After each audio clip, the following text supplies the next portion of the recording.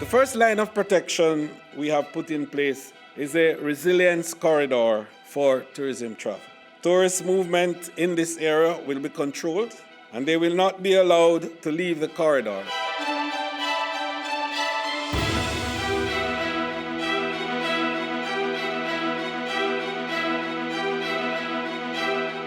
What Destination Jamaica has done with the Resilience Corridor, which I think was a master stroke from the Ministry of Tourism in setting that up and getting the TPDCO certifying the hotels and establishments to reopen, has done well, because what they're doing is making sure that the protocols are all in place and ready to go. If you look in the Caribbean, not many countries took the bold move to put in place a resilient corridor. Resilient corridor is important because if you notice throughout the Caribbean and the world, countries have either gone full open or major lockdown. Jamaica, because of the size of our country, it would be very, very tough to go with a full lockdown. And because we are concerned about everybody's health, it would be very tough to go with opening everything up. So the resilient corridor was put in place, I say with a lot of joy, to enable an in-between ground so that our industry can have a chance to not prosper, but to survive.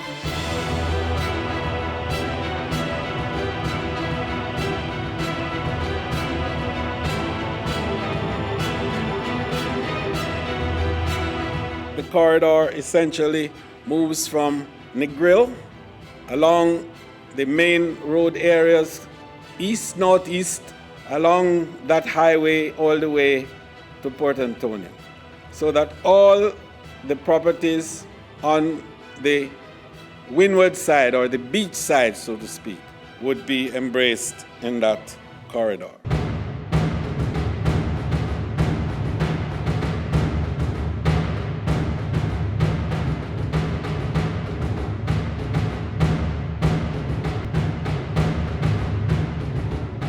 What we have seen to date is that it has worked reasonably well. It has worked well.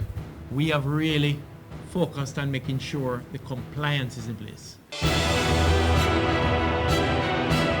To guide businesses that are reopening, we have designed detailed operating protocols for each segment of the industry, and it's contained in this document.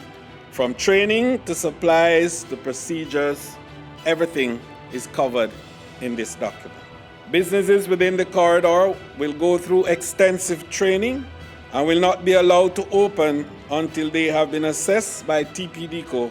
If the assessment is successful by the TPDCO, they will receive a certificate, and they will receive that certificate, which must be displayed properly in their establishment to indicate that their business is TPDCO protocol compliant. We work closely with the TPDCO to monitor and ensure that the required surveillance is taking place throughout. It's not that guests are right now allowed to openly go anywhere in the corridor. It was supposed to be a phased reopening. It started first with just hotels. So people coming into the island had to stay within the hotel. Then it was expanded to include COVID resilient certified transport, going to COVID resilient certified attractions. And again, you're following the same chain. It's 27,000 at the last count of tourism employees that are now trained, COVID resilient trained. They are trained in the protocols, they're trained in the specific adoption of the protocols for whatever area they work in. There's also 70 officers that are on the front line from TPDCO that are dealing with the inspection, training, and enforcement, as well as over 120 DC officers that were traditionally from the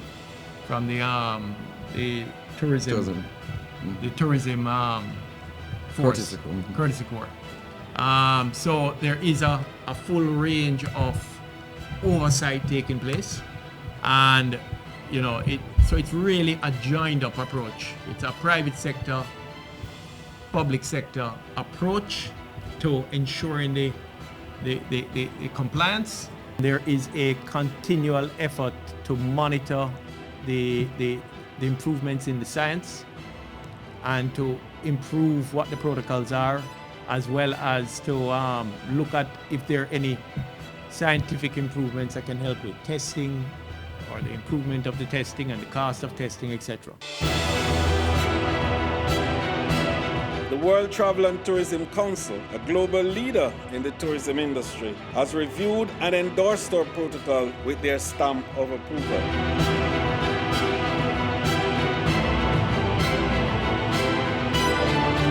It is important to recognize that the support will not stop once the assessment is complete. The workers will receive ongoing training and the comfort of knowing the businesses that they are involved in, while we monitor and ensure that there is ongoing compliance on the part of all.